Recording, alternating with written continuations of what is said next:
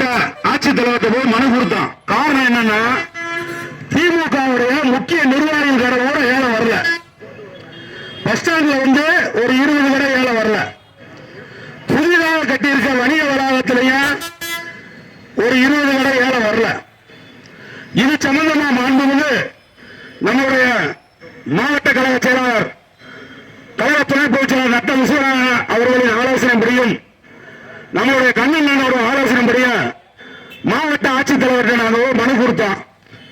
ஆனா மனு கொடுத்தோடனே மாவட்ட ஆட்சித்தலைவர் பார்த்துட்டு அசுவார், என்ன இந்த ஊர்ல இப்படி செய்யறாங்க, ஏன்னா இங்கிட்ட ஒரு 20 கடை, இங்கிட்ட ஒரு 20 கடை, 40 கடை, 40 கடையை விட்டுட்டு ஏலம் அறிவிக்கிறாங்க. அப்ப அமைச்சர் சுதாகர்லாம் போயிருக்கப்ப அமைச்சர் ஸ்ட்ராங்கா சொல்லிட்டாங்க, நீங்க ஏலத்தை நிப்பாட்டினா பாருங்க, இல்லாட்டா அதிமுக சார்பில் பெரிய போராட்டத்தை நடத்துங்க, அதனால ஒண்ணு கவலைப்படாதீங்க சொல்லி அனுப்பிச்சாங்க. ஏன் இதை நான் இப்ப இதுக்கு சொல்றேன்னா, இன்னைக்கு இருக்க சூழ்நிலை ஒரு பக்கம் கரெக்டா பூரா தோண்டி வித்துக்கிட்டு இருக்காங்க திமுக. ஓனா கரடு வந்து 3/4 காலி ஆயிடுச்சு. ஒரு 4 நாளைக்கு முன்னாடி திமுக ஒரு முக்கிய புள்ளியோட சின்னம்மா மையன் ஒரு 6 ஜேசிபி வச்சு மலையை தோன்றாரு. அதை போய் தடுத்தோம். தடுத்து அது ஒரு இது பண்ணானே அப்ப இதை நிப்பாட்டி வச்சிருக்காங்க. 2வது வந்து இப்ப கடை ஏலம் இன்னைக்கு 24ஆம் தேதி நடக்கிற மாதிரி இருந்துச்சு. ஆனா மாவட்ட ஆட்சித்தலைவர் வந்து ஒரு தவறான ஏலம், இந்த தவறான ஏலத்தை நீங்க நடத்தக்கூடாதுன்னு சொல்லி மாவட்ட ஆட்சித்தலைவர் உத்தரவு போட்டதன் காரணத்தினால இன்னைக்கு அந்த ஏலம் நிப்பாட்டிட்டாங்க. நாங்க என்ன சொல்றோம்னா, ஏலத்தை வந்து கட்சி பாகுபாடு இல்லாம நடத்துங்க. நீங்க வந்து இந்த போற முறை உங்களுக்கு காலம் நெருங்கிருச்சு. கடைசி கட்டத்தில் இருக்கிறதுனால திமுக இருக்க அனைத்து நிர்வாகி அதனாச்சும் பிடிக்கணும்னு ஆசைப்படுறான். இதை பிடிக்கலாமா, அதை பிடிக்கலாமா, அதுல தப்பு பண்ணலாமா, இதுல தப்பு பண்ணலாமான்னு.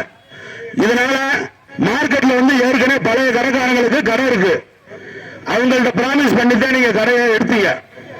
இன்னைக்கு அந்த கடைக்காரங்களுக்கு கடை இல்லைங்கிறீங்க. கடை இல்லைன்னு போட்டு திமுக கவுன்சிலருக்கு ஒதுக்கி வச்சிருக்கீங்க. ஒரு கவுன்சிலருக்கு 2 கடை. ஒரு கடை வந்து குறைஞ்சபட்சம் பேர நடவடிக்கிட்டு இருக்கு. ஒரு கடை வந்து 4 லட்சம் ரூபாய். ஒரு கடை வந்து 4 லட்சம் ரூபாய் திமுக கவுன்சிலர் கொடுத்தரணும். 20 கடை ஒதுக்கியிருக்காங்க.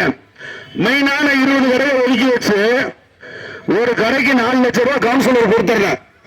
கவுன்சிலர் எந்த பேரை சொல்றாரோ, நான் இது வந்து பொய் இல்லைங்க, நீங்க வந்து அந்த ஏலம் அறிவிப்பு நோட்டீஸை பார்த்தாவே உங்களுக்கு எல்லா உண்மையும் தெரியும். காரணம் வந்து இந்த ஏலத்து நோட்டீஸ்ல 40 கடையை மறைச்ச ஈஓ வந்து வன்மையா கண்டிக்கிறான். இது ஈஓ வந்து இப்போ வந்து அவங்க கடைசி கட்டத்தில் இருக்காங்க.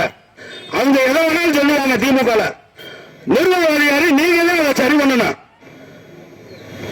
எங்களுடைய அழுத்தமான போராட்டம், அழுத்தமான பிரஷருக்கு பிள்ளைங்க இப்ப ஏலத்தை நிப்பாட்டி இருக்கீங்க. நீங்க அடுத்து ஏலம் வைக்க முயற்சிப்பீங்க. அடுத்த நாட்சிய கரெக்டா வந்து ஒண்ணுக்கு கடை வச்சிருந்தவங்க ஒரு 4-5 பேர் இருப்பாங்க.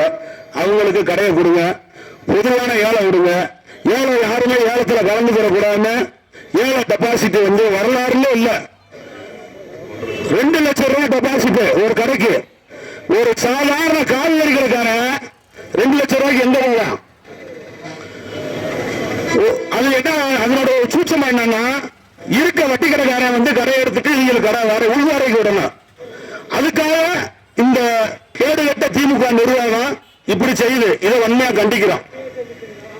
இது வந்து தவறான முன்னுதாரணம். இப்ப நாங்கெல்லாம் இருந்தோம், பேரூராட்சி நானு பாண்டியெல்லாம் இருக்கிறப்ப ஒரு 25,000 ரூபாய் டெபாசிட், ஒரு கடைக்கு 25,000 ரூபாய் டெபாசிட்.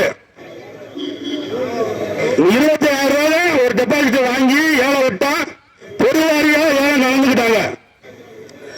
ஏலத்துல நாங்க ஏலம் விடுறப்ப 1,30 லட்சம் ரூபாய் பேரூராட்சிக்கு வருமானம்.